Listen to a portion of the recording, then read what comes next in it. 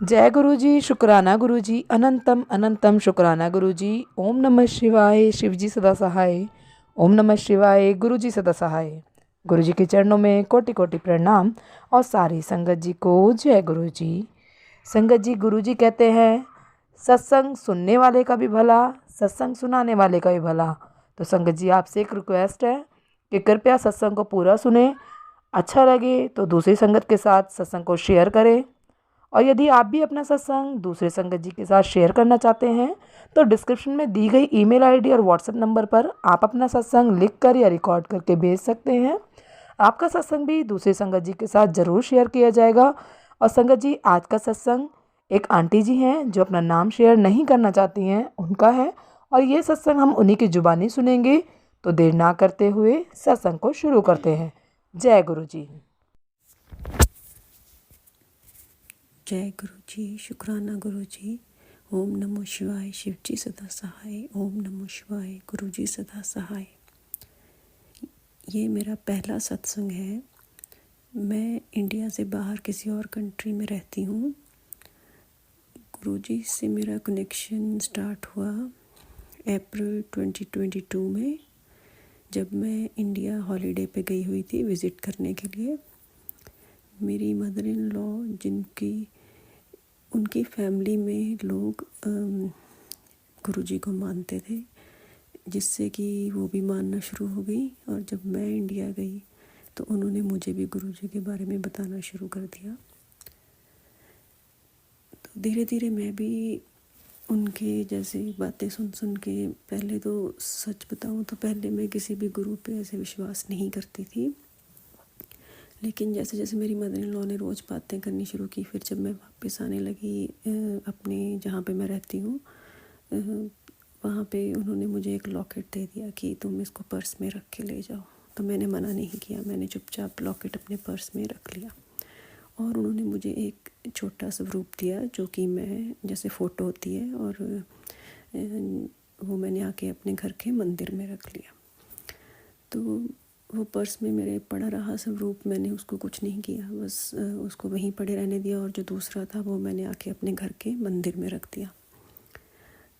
तब तक ऐसे था कि मुझे रिस्पेक्ट थी उसके लिए। लेकिन एक होता है ना कि बहुत, जैसे हम अपने शिव जी की पूजा करती हूँ, मैं माता रानी की पूजा करती हूँ, हनुमान जी की करती हूँ, मुझे वैसा पूजा करने के लिए उनका वैसा फील नहीं हो रहा था। लेकिन जैसे कि वो मेरे घर के मंदिर में पड़ा हुआ था स्वरूप, तो मैं रोज़ हर सुबह जैसे अपनी पाठ पूजा करती हूँ, जोत जलाती हूँ, तो मेरी नज़र तो उस पर पड़ती थी, स्वरूप पे। तो मुझे ऐसा लगता था कि मुझे धीरे धीरे कोई कनेक्शन फील होना शुरू हो गया।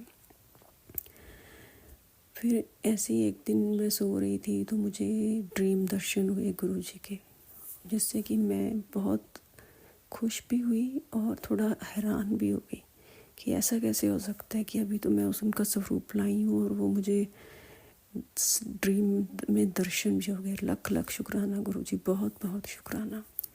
और ऐसे ही थोड़े दिनों के बाद मैं जोत जला रही थी, तो जोत में बहुत एक जैसे फूल बनता है, मुझे बड़ी हैरानी हुई कि ऐसा पहले कभी नहीं हुआ। तो क्यूरियोसिटी के कारण मैंने उसकी फ़ोटो ली। तो जब मैंने फ़ोटो अपने फ़ोन में ली और उसके बाद उसको देखा, तो उसमें मुझे गुरुजी का स्वरूप साक्षात नज़र आया, जिससे कि मेरे जैसे कह सकते हैं रोंगटे खड़े हो गए। और मैं बहुत, जैसे मेरे उस दिन पूरा, मैं जैसे एक होता है ना कि पता ही नहीं चला कि हो क्या गया ये।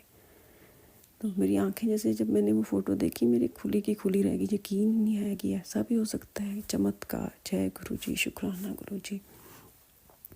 मतलब मुझे अपने आप पे शर्म आ रही थी कि मैंने तो इतना अपना कोई कनेक्शन भी नहीं फील कर रही, और गुरु जी मुझे कैसे अपना रहे हैं और मुझे कैसे विश्वास दिला रहे हैं कि वो मेरे साथ हैं अब।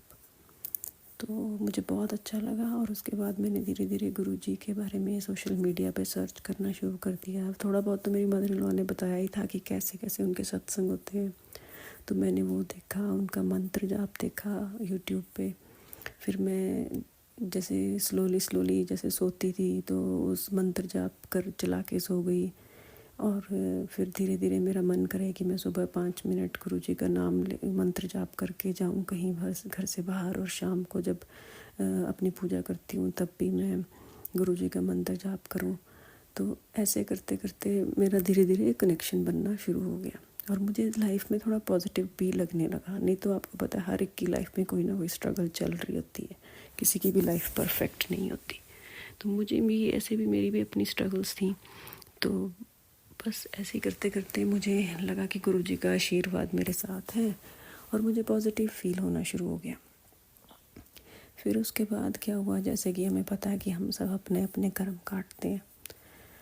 तो कर्म काटने से पहले मैंने एक बार गुरुजी से थोड़ी कोई और एक छोटी सी इच्छा जाहिर की थी मैंने कि मेरा ऐसा मन है, और अब मानोगे नहीं कि वो मेरी इच्छा 1 महीने के अंदर पूरी हो गई, और जो कि बहुत इम्पॉसिबल सा था होना।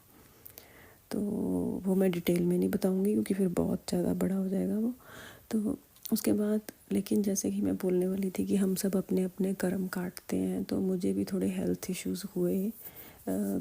जैसे मैं दिसंबर 2022 से शुरू हुई मेरी हेल्थ प्रॉब्लम्स, और पूरा 2023 के एंड तक मेरी हेल्थ प्रॉब्लम चली, और काफ़ी जैसे सीवियर हो जाती थी। बीच में मैं हॉस्पिटलाइज हुई 2-3 बार, और हर बार जब भी मैं जाती थी मुझे 6-7 दिन वहाँ रहना पड़ता था। मैं डिटेल में अपनी डिसीज़ नहीं बताऊंगी क्योंकि फिर वो बहुत ज़्यादा लंबा सत्संग हो जाएगा, लेकिन डाइजेशन से रिलेटेड थी कि मैं कुछ डाइजेस्ट नहीं कर पा रही थी मेरी बॉडी।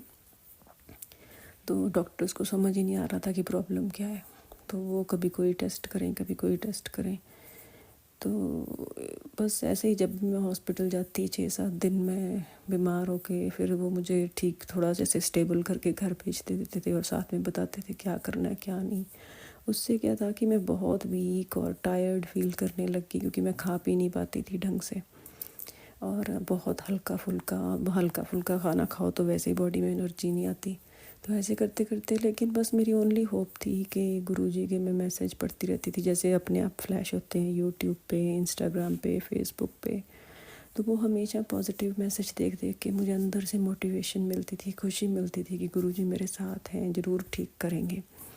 और फिर जब सितंबर 2023 में मैं हॉस्पिटलाइज हुई फिर से, तब मुझे डॉक्टर ने बताया कि थोड़ा सा उनको पता चल रहा है कि प्रॉब्लम क्या है और आपकी सर्जरी होगी।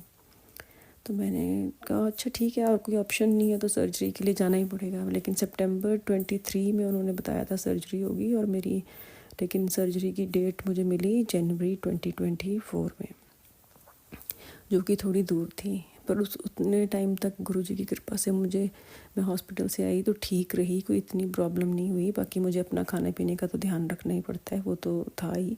डॉक्टर्स ने बोला था कि आप सर्जरी तक टिक जाओ क्योंकि आपने खाने पीने के साथ आपका सारा रिलेटेड है कि आप ठीक रहोगे नहीं रहोगे। तो मैंने अपना ध्यान रखा, गुरुजी की कृपा से सब ठीक चला, और मैं सर्जरी तक अपना आराम से, मुझे कोई इतनी दिक्कत नहीं हुई।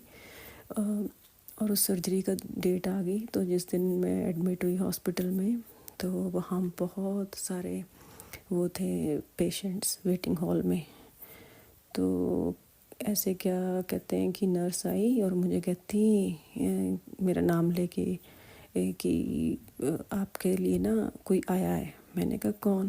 कहती ये ना एक स्टूडेंट है, नर्सिंग स्टूडेंट, जो कि रिसर्च कर रही है और वो ना आपके साथ रहेगी ऑपरेशन में। तो अब मैं तो कुछ नहीं कर सकती थी हाँ या ना। अब जैसे ये फॉरेन कंट्री है तो वो परमिशन लेते हैं कि आप ओके हो इसके लिए, कि आपको कोई प्रॉब्लम तो नहीं अगर ये हमारे साथ ड्यूरिंग सर्जरी रहती है। तब तो मेरे दिमाग में कुछ नहीं आया, मुझे लगा कि मेरे को तो इन्होंने बेहोश कर देना है, अनकॉन्शियस, तो मुझे क्या फ़र्क पड़ता है वहाँ कौन है कौन नहीं। तो मैंने हाँ बोल दिया कि ठीक है, मुझे कोई प्रॉब्लम नहीं, ये मेरे साथ रहें, मुझे कोई प्रॉब्लम नहीं। लेकिन जैसे मैं ऑपरेशन थिएटर की तरफ जा रही थी तो मेरे दिमाग में एक ये आया कि इतने सारे पेशेंट्स थे वहाँ पे, उन्होंने मुझे ही क्यों चुना। तो बस जैसे ही मेरा ऑपरेशन भी हो गया तो ये क्वेश्चन मेरे दिमाग में चलता रहा। उसके बाद जब मुझे होश आई तो मुझे वो नर्सिंग स्टूडेंट कहीं नहीं दिखी।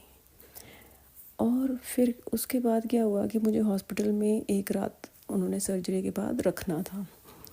तो जैसे ही मैं अपने ऑपरेशन के बाद सर्जरी के आफ्टर सर्जरी बेड पे लेटी हुई थी, तो एकदम से मेरे फोरहेड पे 3 वाइट जैसे हम जिसे टिक्का कह देते हैं ना, टिक्का लग गया माथे पे।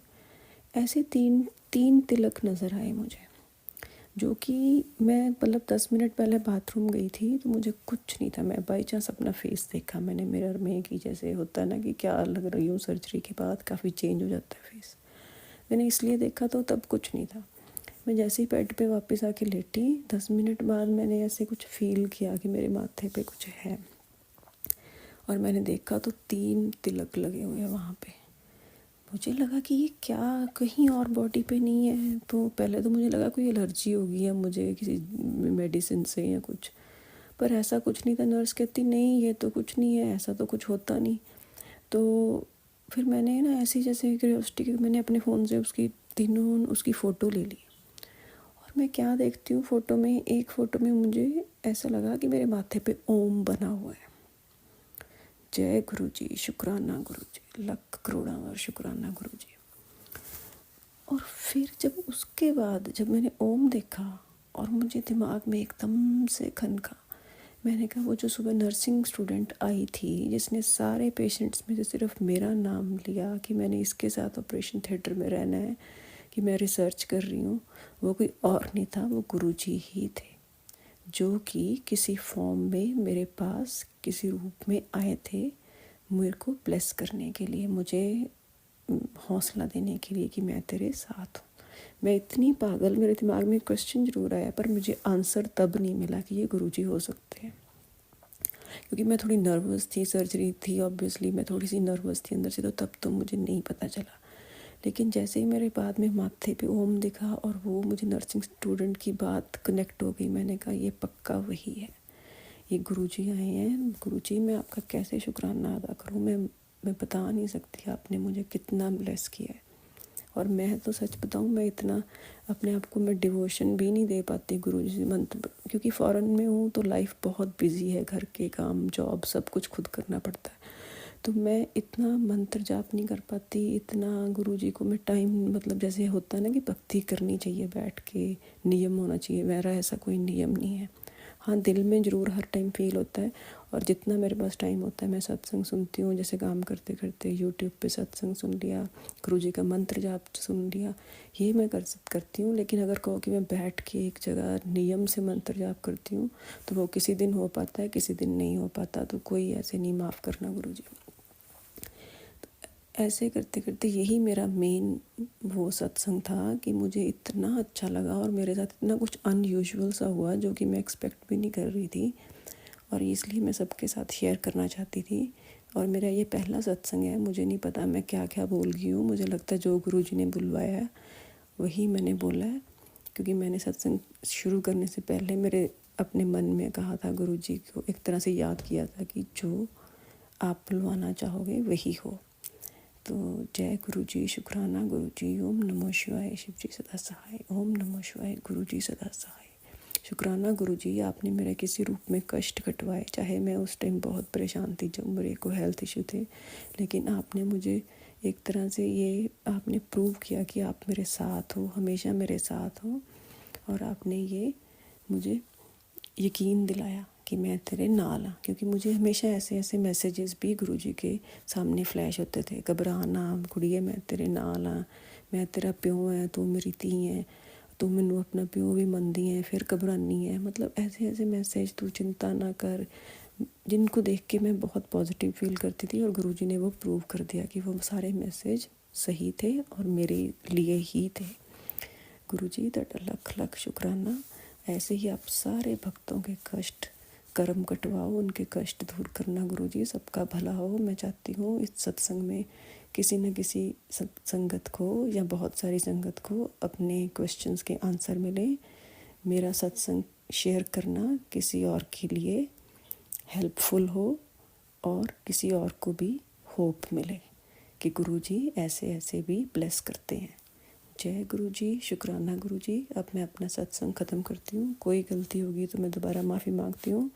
सॉरी संगत जी, मैंने अपना नाम नहीं बताया क्योंकि मेरा पहला सत्संग है। एक तो मैं बहुत अंदर से इतनी कॉन्फिडेंट नहीं थी कि मैं क्या बोलूँ क्या नहीं, पर गुरु जी पे विश्वास था कि जो बुलवाएंगे सही बुलवाएंगे, और बस मैं किसी रीज़न के कारण अपना नाम नहीं शेयर करना चाहती।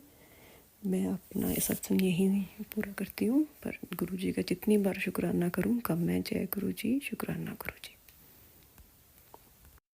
जय गुरु जी।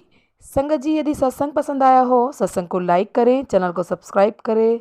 सत्संग बोलने में कोई गलती हो गई हो तो कृपया क्षमा करें। और यदि आप भी अपना सत्संग दूसरे संगत जी के साथ शेयर करना चाहते हैं तो डिस्क्रिप्शन में दी गई ईमेल आईडी और व्हाट्सएप नंबर पर आप अपना सत्संग लिखकर या रिकॉर्ड करके भेज सकते हैं। आपका सत्संग भी दूसरे संगत जी के साथ ज़रूर शेयर किया जाएगा। और सत्संग को पूरा सुने, दूसरे लोगों के साथ शेयर करें, दूसरी संगत जी का भी भला हो सके और आपको भी गुरु जी की ब्लेसिंग मिल सके। जय गुरु जी, शुक्राना गुरु जी। सारी संगत जी को जय गुरु जी।